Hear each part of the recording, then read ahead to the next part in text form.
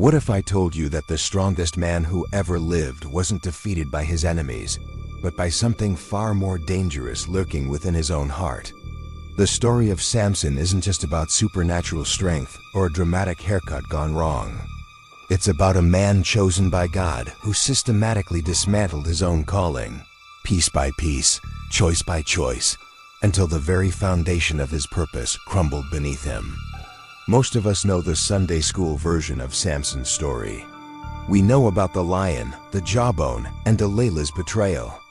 But what we don't often hear is the untold side of his fall from grace, the hidden patterns of pride that consumed him, the progressive spiritual decay that happened long before his hair was ever cut, the warning signs that flash like neon lights throughout his story, begging us to pay attention before we make the same devastating mistakes.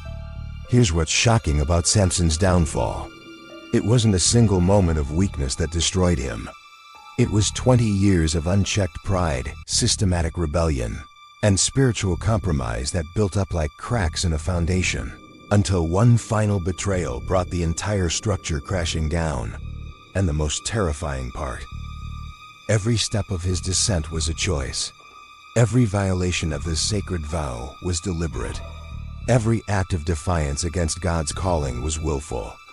If you've ever wondered how someone with such incredible divine favor could fall so far, or if you've ever felt the subtle pull of pride in your own life, then what you're about to discover will shake you to your core. Because Samson's story isn't just ancient history. It's a mirror reflecting the same spiritual battles we face today. The same temptations that whisper in our ears. The same pride that blinds us to our own destruction. Drop a Y in the comments if you're ready to uncover the hidden truth about pride, spiritual compromise, and the devastating cost of ignoring God's warnings. And make sure you're subscribed, because this journey through Samson's untold story is going to reveal patterns that could save your spiritual life. Today, we're not just talking about a Bible story. We're exposing the anatomy of spiritual failure. We're dissecting the progressive stages of a heart that grows cold toward God. And we're uncovering the warning signs that every believer needs to recognize before it's too late. The story begins not with failure, but with one of the most miraculous announcements in all of Scripture. Long before Samson's name became synonymous with tragedy, it was spoken in the context of divine promise and supernatural intervention. Picture this scene. In the hill country of Zorah lived a man named Manoah and his wife, members of the tribe of Dan. For years they had carried the heavy burden of childlessness in a culture where having children was considered the ultimate blessing. Day after day, month after month, year after year, they watched other families grow while their own home remained silent of children's laughter. But their personal struggle was taking place against an even darker backdrop. The entire nation of Israel had fallen into such spiritual decay that God had allowed them to be dominated by their enemies, the Philistines, for 40 long years. 40 years of oppression, 40 years of humiliation, 40 years of wondering if God had abandoned them completely. Then something extraordinary happened. The angel of the Lord appeared to Manoah's wife while she was alone. Not just any angel, but the angel of the Lord, often understood to be a pre-incarnate appearance of Christ himself. This divine messenger brought news that would change not only their lives, but the entire trajectory of Israel's history. The announcement was specific and detailed. She would conceive and give birth to a son, despite her barrenness. But this wouldn't be an ordinary child. From the moment of conception, he would be set apart as a Nazirite, dedicated to God for a special purpose. His mission would be to begin the deliverance of Israel from Philistine oppression. Think about the weight of this moment. Samson's calling wasn't something he chose for himself later in life. It wasn't a career decision or a spiritual awakening he experienced as an adult. His purpose was divinely ordained before he was even born. His strength, his mission, his entire reason for existence was wrapped up in God's plan for Israel's deliverance. When Manoah heard about this encounter from his wife, he did what any godly man would do. He prayed earnestly that the angel would return and give them more specific instructions about how to raise this promised child. God answered that prayer, and the angel appeared again, this time to both of them. The instructions were clear and non-negotiable. The child would be a Nazirite from birth, which meant 3 specific requirements. He could never consume wine, strong drink, or anything made from grapes. He could never cut his hair. And he could never come into contact with a dead body, not even if his own parents died. But here's what makes this encounter even more remarkable. When Manoah asked the angel for his name, the response was, "Why do you ask my name? It is beyond understanding." Then, as they offered a sacrifice on a rock, something miraculous happened. The angel ascended in the flame of the altar, revealing his divine nature. Manoah was terrified, crying out to his wife, "We are doomed to die. We have seen God." But his wife, displaying remarkable faith and wisdom, replied, "If the Lord had meant to kill us, he would not have accepted a burnt offering and grain offering from our hands, nor shown us all these things, or now told us this." True to the divine promise, she conceived and gave birth to a son whom they named Samson. The text tells us that the boy grew, and the Lord blessed him, and the Spirit of the Lord began to stir him. This is where most people expect the story to unfold into 20 years of faithful service, miraculous victories, and spiritual maturity. After all, how could someone with such a dramatic divine calling, such clear instructions, and such obvious blessing from birth possibly go wrong? But that's exactly what makes Samson's story so haunting and so relevant. Because having a divine calling doesn't automatically guarantee faithful obedience. Being blessed by God doesn't make someone immune to pride. And receiving supernatural gifts doesn't protect a person from making devastating choices. The Nazirite vow that was placed upon Samson wasn't just a random set of rules. Each requirement had deep spiritual significance. The abstinence from wine and fermented drinks represented separation from the intoxicating influences of the world. The uncut hair symbolized strength and consecration to God. The avoidance of dead bodies represented purity and life, staying away from death and corruption.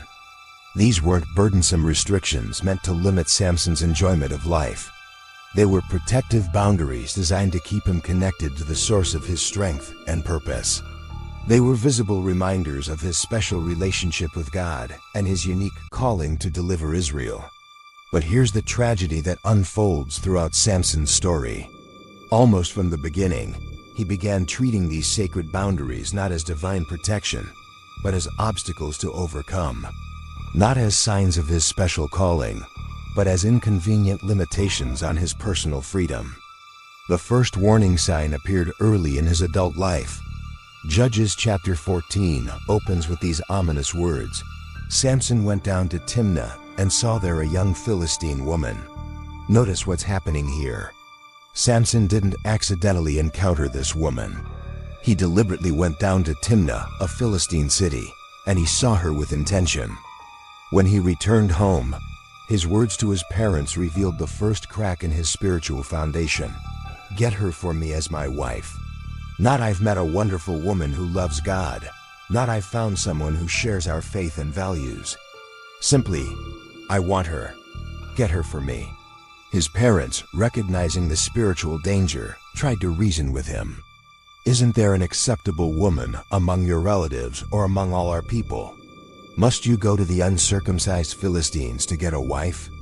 Their concern wasn't based on prejudice or narrow-mindedness. God had specifically commanded the Israelites not to intermarry with pagan nations, because such unions would inevitably lead to spiritual compromise and idolatry. Samson's parents understood that his strength and calling were tied to his relationship with God, and they could see that this marriage would put both in jeopardy. But Samson's response revealed the pride that was already taking root in his heart. "Get her for me. She's the right one for me." The Hebrew literally means, "she is pleasing in my eyes." This phrase becomes a haunting refrain throughout Samson's story, because he consistently chose what was pleasing in his own eyes rather than what was pleasing to God. What makes this situation even more complex is that the text adds a mysterious note. His parents did not know that this was from the Lord, who was seeking an occasion to confront the Philistines. This doesn't mean God approved of Samson's choice or that the marriage itself was God's will. Rather, it reveals how God's sovereignty works, even through human rebellion to accomplish His purposes. But here's the crucial point that we cannot miss. Just because God can work through our bad choices doesn't mean our bad choices are justified. Just because God's sovereignty encompasses our rebellion doesn't mean our rebellion is excused. Samson was still responsible for his choices, and those choices would still carry devastating consequences. As the wedding preparations began, we see the second major warning sign of spiritual compromise. The text tells us that Samson went down to Timnah for his wedding, and his parents went with him. But then it adds this detail. He turned aside to look at the lion's carcass, and in it he saw a swarm of bees and some honey. This might seem like a minor detail, but it represents a massive spiritual violation. Remember, as a Nazirite, Samson was forbidden from having any contact with dead bodies. Yet here he was, not only looking at the dead lion, but actually scooping honey out of its carcass and eating it. Even worse, he gave some to his parents without telling them where it came from. This violation reveals something crucial about how spiritual compromise works. It rarely happens all at once. Instead, it begins with small compromises, seemingly minor violations that we rationalize or ignore. Samson probably told himself that this was just honey. After all, the bees had purified it, right? It wasn't really part of the dead body anymore. But God's commands aren't suggestions open to our interpretation based on circumstances. They are clear boundaries designed for our protection and His glory. When we start making exceptions, when we begin to rationalize away God's clear instructions, we set ourselves on a dangerous path toward greater compromise. The third warning sign appeared at the wedding celebration itself. The text mentions that Samson made a feast there, as was customary for young men. But the Hebrew word used here for feast specifically refers to a drinking party, a week-long celebration centered around alcohol consumption. As a Nazirite, Samson was strictly forbidden from consuming any wine or fermented drinks. Yet here he was, hosting and presumably participating in exactly the kind of event his vow prohibited. Whether he drank or not, his presence at such an event represented another step away from his calling and another violation of the sacred boundaries God had established for his life. What's particularly tragic about these early compromises is that they occurred during what should have been one of the most joyful times in Samson's life. He was young, strong, blessed by God, and about to be married. He had every reason to be grateful and faithful. Yet even in the midst of blessing, pride was already leading him down a path of spiritual destruction. These weren't momentary lapses in judgment. They weren't accidents or misunderstandings. They were deliberate choices to prioritize his own desires over God's clear commands. They were the first steps in a pattern that would eventually lead to his complete downfall. And here's what makes Samson's story so relevant to our modern lives. How many of us have found ourselves making similar rationalizations? How many times have we looked at God's clear commands and decided they don't really apply to our specific situation? How often do we prioritize what's pleasing in our own eyes over what's pleasing to God? The tragedy of Samson's early compromises is that they were completely unnecessary. God had already blessed him with supernatural strength. He had already been chosen for an incredible purpose. He already had everything he needed to fulfill his calling and experience the fullness of God's blessing in his life. But pride has a way of convincing us that God's boundaries are too restrictive, that His commands are too demanding, that we know better than He does about what will make us happy. Pride whispers that we can maintain our relationship with God while ignoring the very instructions He's given us for our protection and His glory. The untold side of Samson's fall from grace is that it began not with Delilah's betrayal, but with these early, seemingly small compromises. It started not with the cutting of his hair, but with the hardening of his heart. It commenced not with his capture by the Philistines, but with his capture by his own pride and selfish desires. As we continue this journey through Samson's story, we'll discover that these early warning signs were just the beginning. The pattern of compromise, rationalization, and spiritual rebellion would only grow stronger, leading to increasingly devastating consequences that would ultimately cost him everything he held dear. But we'll also discover that even in the midst of spiritual failure, God's grace remains available to those who truly repent. Even when we've violated our calling and compromised our witness, redemption is still possible for those who humble themselves and return to the source of their strength.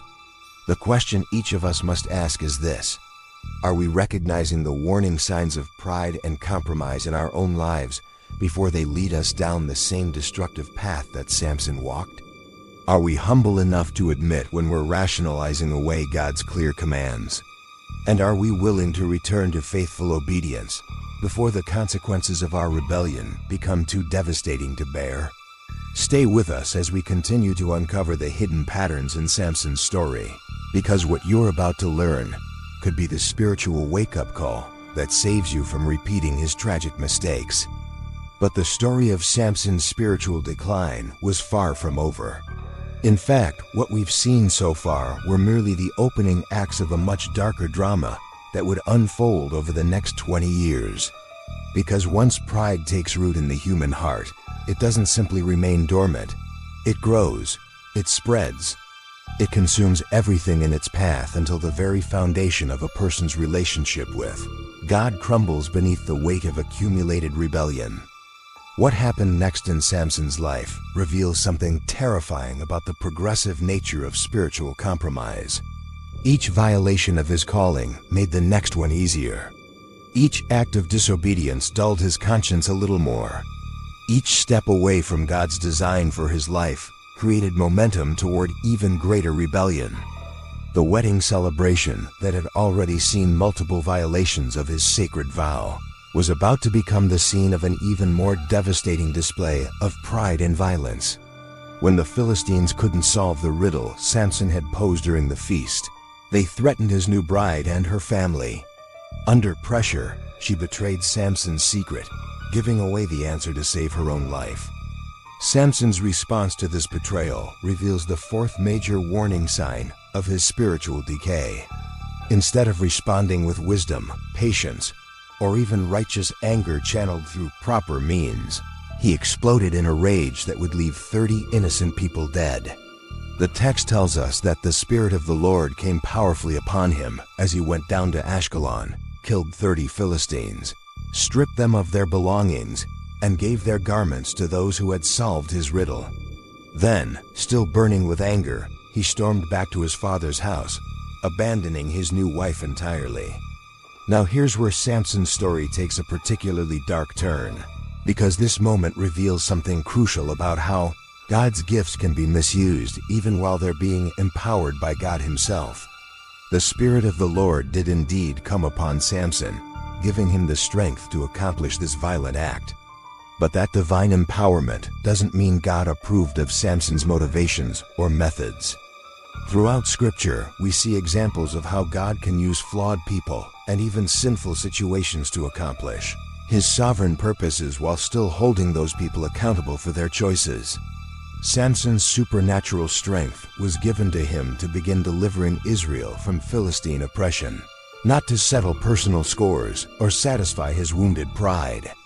But pride has a way of twisting even our God-given gifts into instruments of selfish ambition. Samson began to see his strength not as a sacred trust to be used for God's glory and Israel's deliverance, but as his personal weapon to be wielded whenever his ego was bruised or his desires were thwarted. This misunderstanding of his calling would plague Samson for the rest of his life. Instead of being a humble servant empowered by God for a specific mission, he began to see himself as a one-man army accountable to no one but himself. Instead of seeking God's wisdom about when and how to use his strength, he began to rely on it as a solution to every problem and his answer to every challenge. The psychological profile that emerges from these early episodes is deeply troubling. We see a man who never admits he's wrong, who craves recognition for his exploits, who refuses to listen to wise counsel, and who shows little concern for how his actions affect others. These aren't just personality quirks or minor character flaws. They're the classic warning signs of pride taking complete control of a human heart. Warning sign number 1 became glaringly obvious in how Samson responded to conflict. When his riddle was solved through deception, he didn't examine his own heart or consider whether his actions had contributed to the situation. When his wife was given to another man, he didn't reflect on his own role in abandoning her. When the Philistines retaliated against his violent outbursts, he never acknowledged that his methods might have been wrong. Pride creates a dangerous blind spot that prevents us from seeing our own faults while magnifying the faults of everyone around us. It convinces us that we're always the victim, never the perpetrator. It tells us that our reactions are always justified, even when they're completely disproportionate to the offense we've received. Warning sign number 2 manifested in Samson's desperate need for recognition and acclaim. After killing 30 men at Ashkelon, he made sure everyone knew what he had done. After slaughtering 1,000 Philistines with a donkey's jawbone, he literally named the place after his own exploit, calling it Jawbone Hill in Hebrew. But notice what's missing from these celebrations. There's no acknowledgement of God's role in these victories. There's no gratitude for the supernatural strength that made these feats possible. There's no recognition that these accomplishments were part of a larger mission to deliver Israel from oppression. Instead, it's all about Samson and what Samson has done. True strength, true greatness, true heroism always points beyond itself to something greater. But pride takes credit for everything while giving credit for nothing. It basks in applause while ignoring the source of its abilities. It builds monuments to itself while forgetting the one who makes all achievements possible. Warning sign number 3 appeared in Samson's complete unwillingness to accept advice or correction from anyone. Throughout his entire recorded history, we never see Samson asking for counsel, seeking wisdom, or even listening when others try to guide him. He makes impulsive decisions based on his immediate desires and then uses his strength to force his way through any consequences. His parents tried to warn him about marrying a Philistine woman. He ignored them. The elders of Israel could have provided wisdom about how to use his gifts for maximum effectiveness in delivering their people. He never consulted them. God himself had given clear instructions through the Nazirite vow about how Samson should conduct his life. He systematically violated those instructions. Pride convinces us that we don't need input from others because we're smarter, stronger, or more capable than everyone around us. It tells us that other people's experiences aren't relevant to our situation because we're unique. It whispers that God's commands are too restrictive for someone of our caliber and calling. Warning sign number 4 became evident in Samson's complete self-centeredness. For 20 years, he served as a judge over Israel, but there's no record of him establishing justice, building up the people's faith, or working to create lasting change in their spiritual condition. Instead, every story about Samson centers on his personal desires, his personal conflicts, and his personal vendettas. He wanted a Philistine wife, so he got one regardless of how it affected his testimony or his people's morale. He was embarrassed by the riddle incident, so he killed 30 people to salvage his reputation. He was angry about losing his wife, so he burned down Philistine crops in an act of agricultural terrorism. Everything was about him, his feelings, his wants, his wounded pride. True leadership, true strength, true calling always involves sacrifice for the benefit of others. But pride makes everything about personal satisfaction and personal glory. It asks not, how can I serve, but how can I be served? It doesn't say, what does God want, but what do I want? These warning signs didn't appear suddenly or without cause. They developed over time as Samson repeatedly chose his own way over God's way. Each small compromise made the next one easier. Each violation of his calling desensitized his conscience a little more. Each act of self-will strengthened the prideful patterns that were slowly strangling his relationship with God. But perhaps the most tragic aspect of this progressive spiritual decay was that it was happening during a period of incredible supernatural blessing. God continued to empower Samson with strength for his battles against the Philistines. The Spirit of the Lord continued to come upon him in moments of crisis. His reputation grew throughout the region as a man of almost mythical power and ability. From the outside, everything looked successful. Samson was winning battles, gaining fame, and accomplishing impressive feats that no ordinary human could achieve. But on the inside, his heart was growing colder toward God, harder toward correction, and more convinced of his own invincibility. This is one of the most dangerous stages of spiritual compromise, because external success can mask internal decay for years. People around us may see the gifts, the achievements, the apparent blessing of God on our lives, but only we know the true condition of our hearts. Only we know whether we're using our God-given abilities for His glory or our own. Only we know whether we're growing closer to Him or drifting further away. The tragedy is that God's patience and continued blessing during this period weren't signs of His approval for Samson's behavior.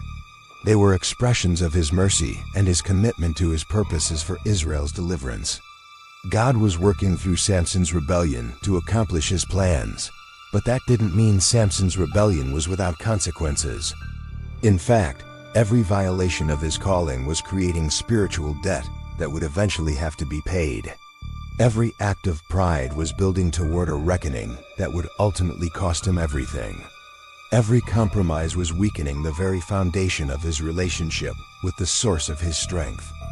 The untold side of Samson's fall from grace during these middle years is that he was destroying himself slowly, systematically, and almost invisibly. While everyone marveled at his physical exploits, he was becoming spiritually weaker with each passing day. While his enemies feared his supernatural strength, he was losing the spiritual sensitivity that had once connected him to the God who gave him that strength. And the most heartbreaking part is that it was all so unnecessary. God had called him, blessed him, and empowered him for an incredible purpose. All Samson had to do was remain humble, stay faithful to his vow, and trust God's timing and methods for accomplishing his mission. But pride whispered that there was a better way, a faster way, a more satisfying way to achieve his goals. As we'll see in the final chapters of his story, pride always promises more than it can deliver. It guarantees freedom but produces bondage. It pledges strength but creates weakness. It vows satisfaction but generates emptiness. And it swears that the consequences will never come, right up until the moment they arrive with devastating force.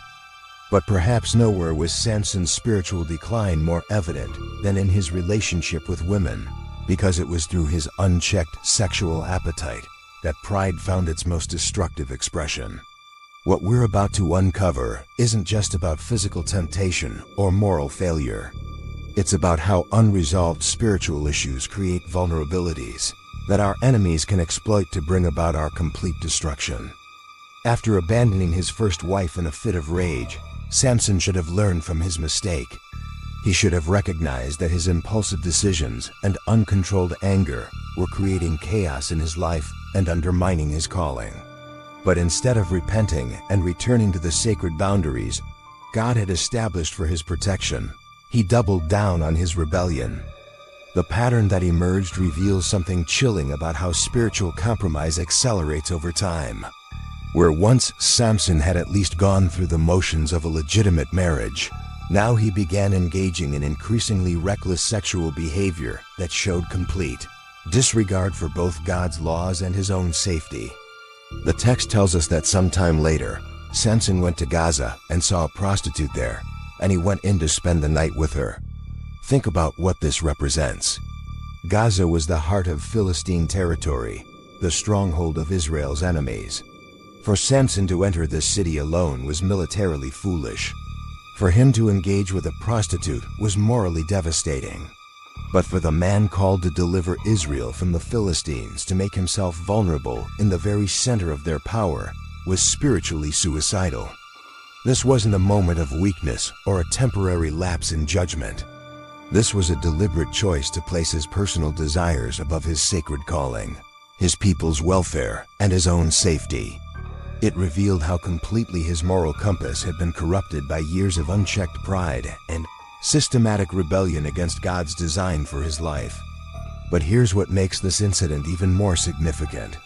When the people of Gaza learned that Samson was in their city, they surrounded the place and lay in wait for him all night at the city gate. They said to each other, "At dawn we'll kill him." They had him trapped. They had him outnumbered. They had him in their territory with no escape route. Yet Samson's response reveals how his pride had blinded him to the spiritual implications of his choices. Instead of recognizing this as a consequence of his reckless behavior, instead of seeing it as God's warning to change his ways, he simply relied on his supernatural strength to get him out of trouble. He got up in the middle of the night, took hold of the doors of the city gate together with the two posts, and tore them loose, bar and all. Then he lifted them to his shoulders and carried them to the top of the hill that faces Hebron. From a purely physical standpoint, this was an incredible display of supernatural power. The gates of an ancient city were massive structures designed to withstand siege warfare. For one man to not only break them down, but carry them for miles uphill was clearly a divine miracle. But from a spiritual standpoint, this incident reveals how dangerously Samson was misunderstanding the purpose of his God-given strength. His supernatural abilities weren't given to him so he could indulge in whatever behavior he wanted and then muscle his way out of the consequences. They were given to him for the specific purpose of beginning Israel's deliverance from Philistine oppression. Every time he used his strength for personal gratification or to escape the results of his own poor choices, he was misappropriating a sacred gift and moving further away from his true calling. But the most tragic aspect of this Gaza incident is what it reveals about the progressive hardening of Samson's heart. A man who is truly walking with God would have seen this near disaster as a wake-up call. He would have recognized that his reckless behavior was putting his life, his calling, and his people's future in jeopardy. He would have repented, recommitted himself to his vows, and returned to faithful obedience. Instead, Samson seems to have interpreted his escape as confirmation that he could continue living however he wanted without facing serious consequences. His strength had gotten him out of trouble before, and it would get him out of trouble again. Why should he change his behavior when he always seemed to land on his feet? This is one of the most dangerous spiritual conditions a person can find themselves in, because it mistakes God's patience for God's approval. When we repeatedly engage in behavior that we know is wrong, but we don't immediately face severe consequences, we begin to believe that maybe our behavior isn't really that bad after all. Maybe God doesn't really care about these particular sins. Maybe the rules don't really apply to us because we're special, or because our calling is unique. But God's patience isn't permission. His mercy isn't endorsement. His continued blessing despite our rebellion isn't approval of our rebellion. Sometimes God allows us to experience temporary success while living in disobedience because He's working through our flawed lives to accomplish His purposes. But that doesn't mean we won't eventually face the full consequences of our choices. This spiritual blindness explains how Samson could move from the prostitute in Gaza to an even more dangerous relationship that would ultimately prove to be his undoing. After some time had passed, he fell in love with a woman in the valley of Sorek whose name was Delilah. The very location of this relationship should have been a warning sign to anyone with spiritual discernment. The valley of Sorek, whose name means choice vine, was situated right on the border between Israelite and Philistine territory. It was a place where cultures mixed, where boundaries blurred, where compromise seemed natural and inevitable. For Samson to choose this location for his romantic involvement was symbolically perfect, because it represented exactly where his heart had been dwelling for years. He was living in the borderland between faithfulness and rebellion, between his calling and his desires, between serving God and serving himself. He thought he could maintain relationships in both worlds without facing consequences for his divided loyalty. But Delilah wasn't just another romantic entanglement. She represented the culmination of every spiritual compromise Samson had been making for decades. Where his previous relationships had been impulsive or driven by physical attraction, his relationship with Delilah was characterized by something far more dangerous: genuine emotional attachment combined with willful blindness to obvious warning signs. The text tells us that the rulers of the Philistines came to Delilah and said, "See if you can lure him into showing you the secret of his great strength, and how we can overpower him so we may tie him up and subdue him. Each one of us will give you 1,100 shekels of silver." Think about what this means. 1,100 shekels of silver from each of the 5 Philistine rulers would have been an enormous sum, equivalent to several years of wages for an ordinary worker. The Philistines were willing to pay whatever it took to discover the secret of Samson's strength, and they correctly identified Delilah as the person most likely to succeed in this mission. But here's what's truly chilling about this arrangement. Delilah didn't hesitate. She didn't struggle with the moral implications of betraying someone who claimed to love her. She didn't even try to negotiate for more money or better terms. She simply agreed to the plan and began implementing it immediately. This reveals something crucial about the kind of person Samson had chosen to give his heart to. Delilah was someone who could be bought, someone who valued money more than loyalty, someone who was willing to betray intimate trust for personal gain, someone who was perfectly positioned to exploit the very weaknesses that Samson's pride had created in his life.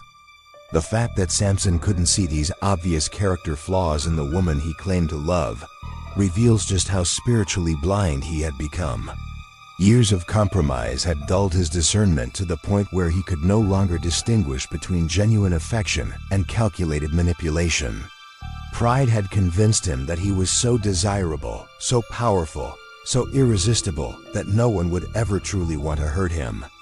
But Delilah's method of betrayal was particularly insidious because it combined emotional manipulation with sexual seduction in ways that targeted Samson's deepest vulnerabilities. She didn't simply ask him about his strength and expect him to answer. Instead, she created an atmosphere of intimacy and trust where such secrets might naturally be shared. The Hebrew text suggests that their physical relationship was intense and consuming.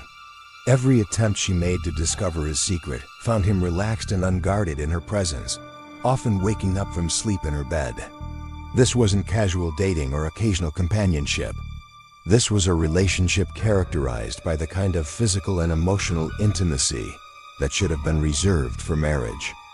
But more than that, Delilah understood exactly how to manipulate Samson's emotional needs and psychological weaknesses. When he gave her false answers about the source of his strength, she didn't just express disappointment. She made it personal. She made it about their relationship. She made it about whether he really loved her. "How can you say, 'I love you,' when you won't confide in me?" she demanded. "This is the 3rd time you have made a fool of me and haven't told me the secret of your great strength."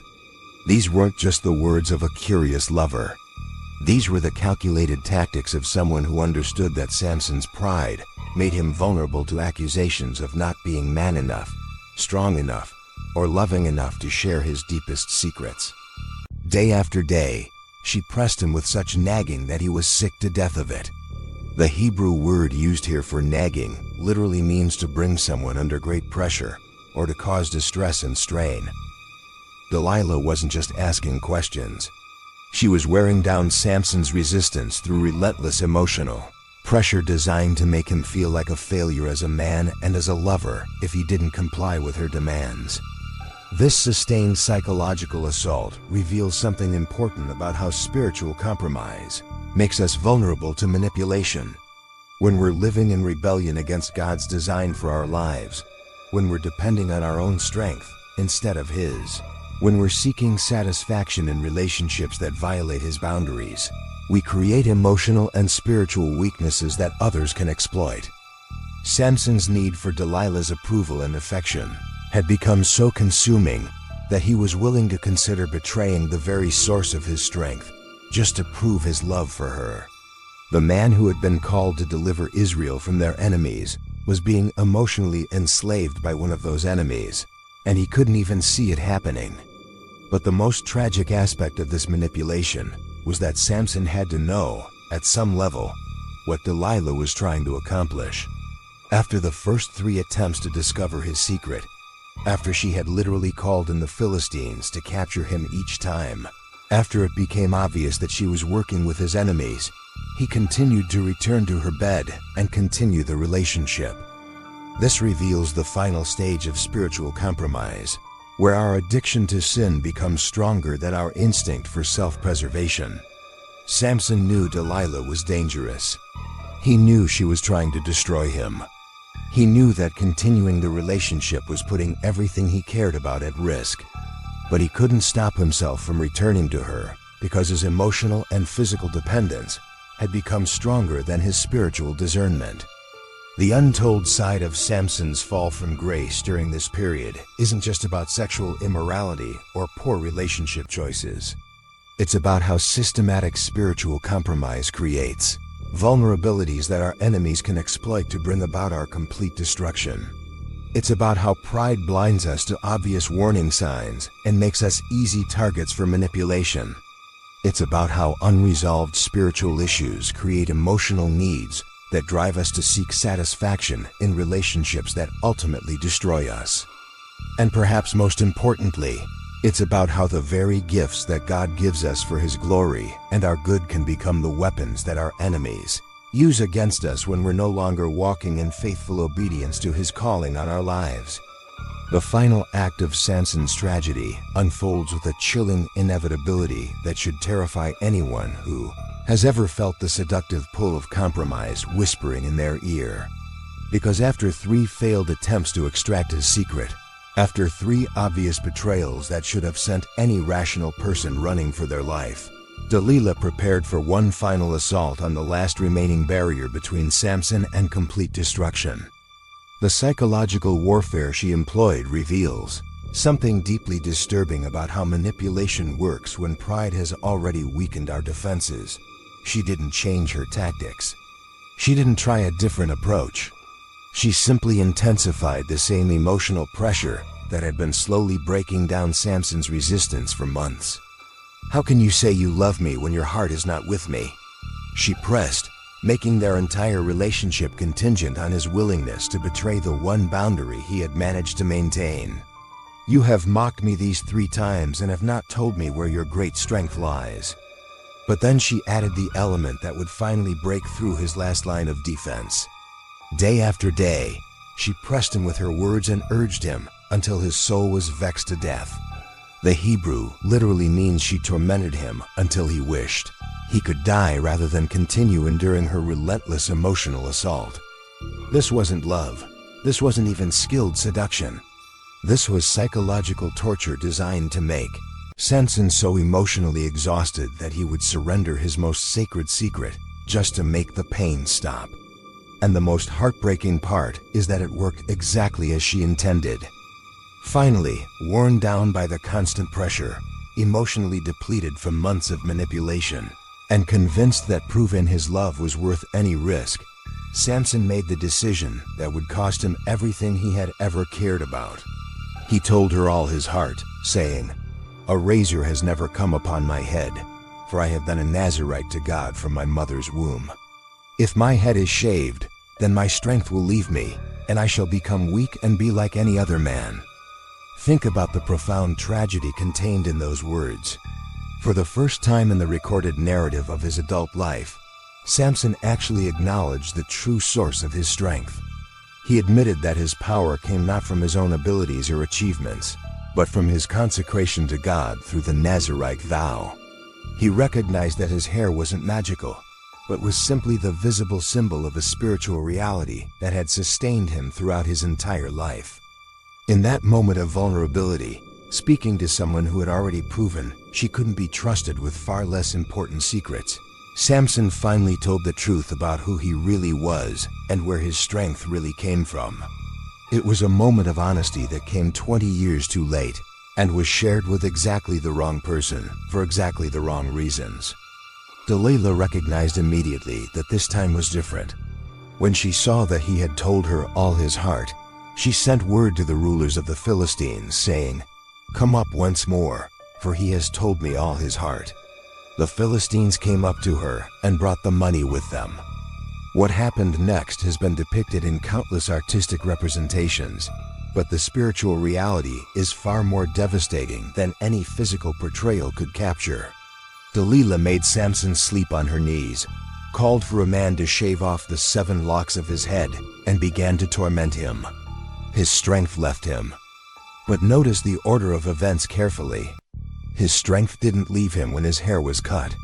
His strength left him when he broke the final aspect of his Nazirite vow, the last visible connection to the calling that had defined his entire existence.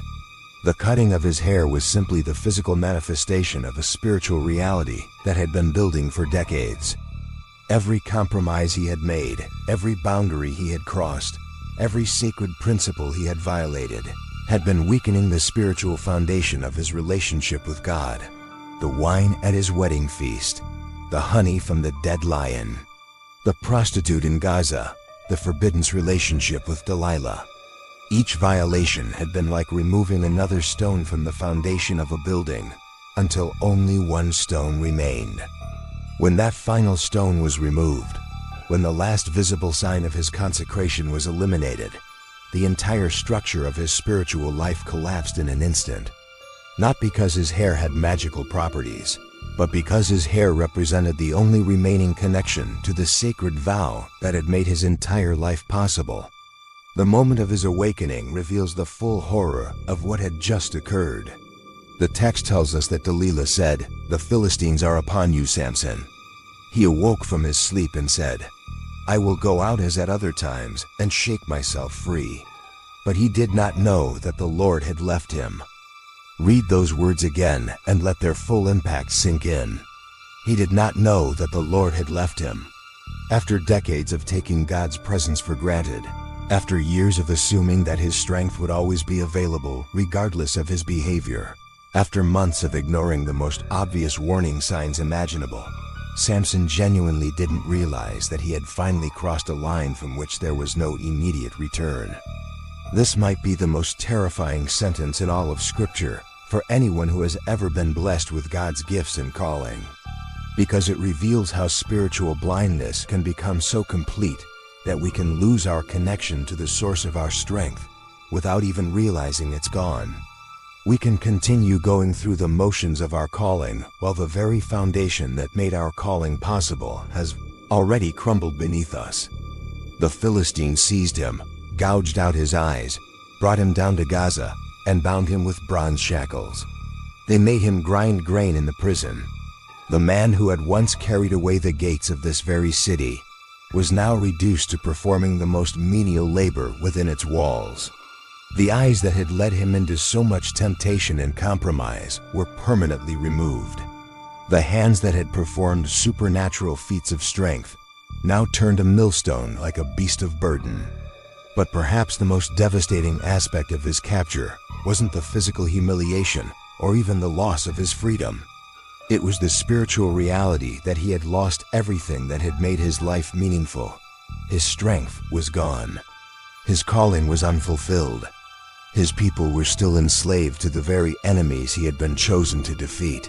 His witness was destroyed. His legacy was ruined. Everything that mattered, everything that had given his existence purpose and significance, everything that had connected him to God's plan for his life and his people's future had been sacrificed on the altar of pride and selfish desire. And the most tragic part is that none of it was necessary. Every step of his decline had been a choice. Every compromise had been avoidable. Every consequence had been preventable. Yet even in this moment of complete devastation, even in the depths of physical blindness and spiritual darkness, God's grace hadn't completely abandoned the man who had abandoned him. The text includes, One small but significant detail that hints at hope even in the midst of judgment. But the hair of his head began to grow again after it had been shaved. This wasn't just a biological fact. It was a spiritual symbol that God's mercy endures even when our faithfulness fails. It was a sign that redemption remains possible even after we've destroyed everything we once held sacred. It was evidence that the God who calls us doesn't give up on us completely, even when we've given up on ourselves and Him. But the restoration wouldn't come automatically or without cost. It would require something that Samson had never demonstrated throughout his entire adult life: genuine humility, authentic repentance, and complete dependence on God, rather than on his own strength or abilities. That opportunity would come during what the Philistines intended to be their greatest moment of triumph. They gathered to offer a great sacrifice to their god Dagon and to celebrate, saying, "Our God has given Samson, our enemy, into our hand." They brought Samson out to entertain them, making the man who had once been their greatest fear into an object of mockery and ridicule. But as Samson stood between the pillars of the temple, surrounded by thousands of Philistines, celebrating his defeat and their God's supposed victory over the God of Israel, something profound happened that hadn't occurred in decades. For the first time since his youth, Samson prayed. Not a demand for strength to accomplish his own purposes. Not a request for power to satisfy his personal desires. Not an expectation that God should serve his agenda regardless of his behavior. Instead, he offered what may have been the first truly humble prayer of his adult life. "O Lord God, please remember me, and please strengthen me only this once, O God, that I may be avenged on the Philistines for my 2 eyes." Even in this moment of potential redemption, Samson's prayer reveals that his character transformation wasn't complete. He was still motivated primarily by revenge rather than by a pure desire to glorify God or deliver his people.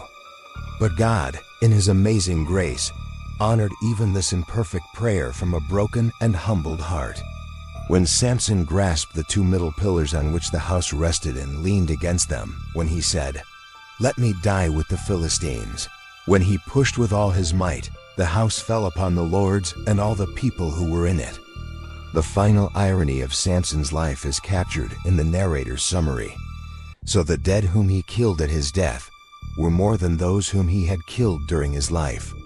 In his moment of greatest weakness, when he was blind, bound, and broken, when he had finally acknowledged his complete dependence on God's strength rather than his own, Samson accomplished more for his people's deliverance than he had during 20 years of prideful self-reliance.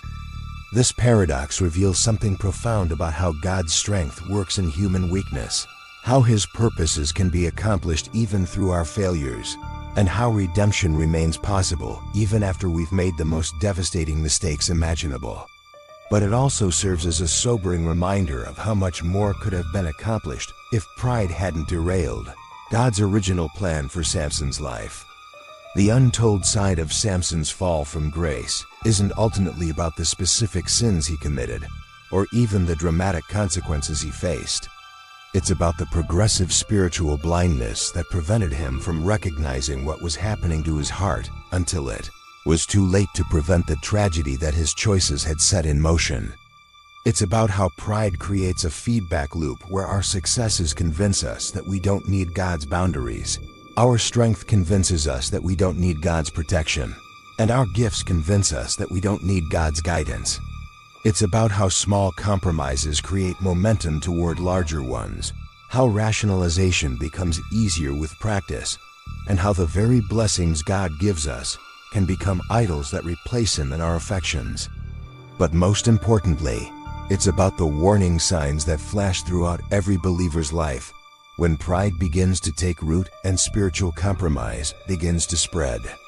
The inability to admit when we're wrong, the craving for recognition and applause, the unwillingness to accept counsel or correction, the self-centered focus that makes everything about our desires rather than God's glory. These aren't just ancient character flaws recorded for our entertainment.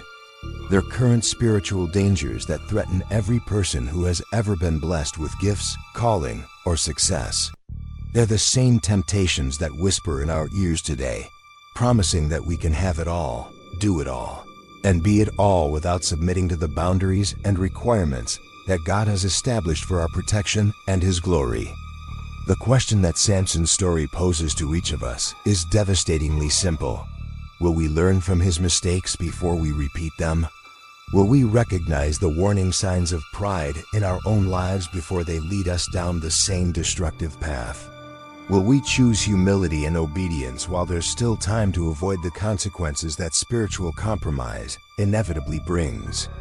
Or will we, like Samson, convince ourselves that we're different, that our gifts make us special, that our calling makes us immune to the spiritual laws that govern everyone else, until we wake up one day to discover that the Lord has left us and we didn't even know it was happening?